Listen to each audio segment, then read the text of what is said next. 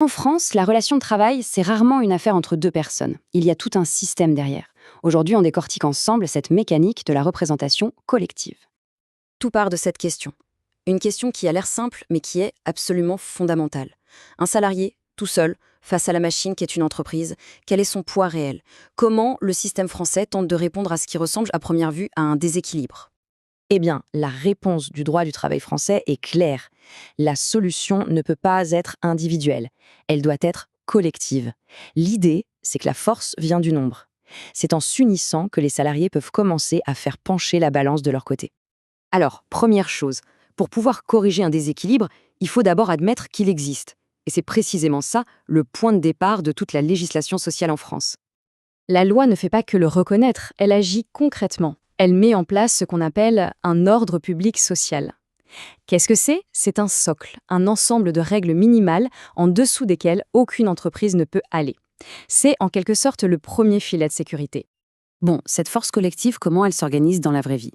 Le système, en fait, il repose sur deux grands piliers. Le CSE, d'un côté, et les syndicats, de l'autre. Ils sont bien distincts, mais on va voir qu'ils sont surtout complémentaires.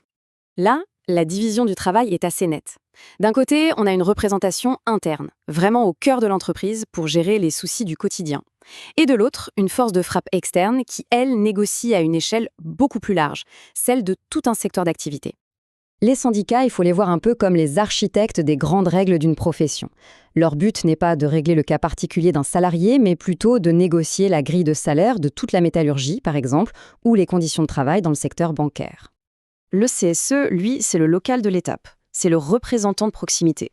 Comme il est élu directement par les collègues de l'entreprise, c'est l'interlocuteur naturel de la direction pour toutes les questions de santé, de sécurité ou les réclamations de tous les jours. Ok, avoir des représentants, c'est une chose, mais comment est-ce qu'ils agissent concrètement?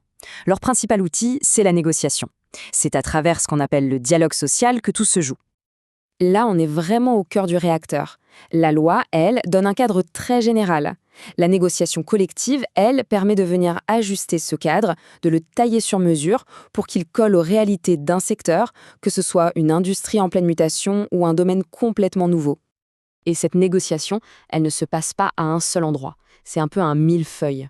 Ça se passe au niveau de l'entreprise, bien sûr, mais aussi au niveau de la branche professionnelle et même au niveau national pour les très grands sujets.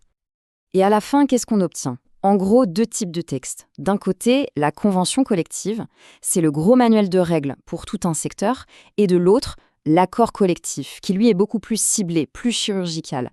Il va concerner un sujet bien précis, comme les primes ou le télétravail, par exemple. Très bien. Mais qu'est-ce qui se passe quand le dialogue s'arrête? Quand la discussion est dans l'impasse et que les deux camps ne parviennent plus à s'entendre? C'est la question qui fâche, mais elle est essentielle. Elle nous amène à parler de l'outil de dernier recours du système. Quand la discussion ne suffit plus, le rapport de force réapparaît. Et à ce moment-là, le système lui-même donne aux salariés un outil extrêmement puissant pour se faire entendre, l'arrêt du travail. Attention, une grève, ce n'est pas juste un coup de colère. C'est un droit inscrit dans la Constitution. C'est vraiment l'arme ultime, prévue par la loi, pour forcer la reprise du dialogue quand il n'y a plus d'autre solution. Alors maintenant, si on rassemble toutes ces pièces du puzzle, on commence à voir se dessiner une image d'ensemble. Et ce n'est pas une image de champ de bataille permanent, mais plutôt celle d'un système pensé pour l'équilibre. Il faut vraiment imaginer ça comme des couches de protection.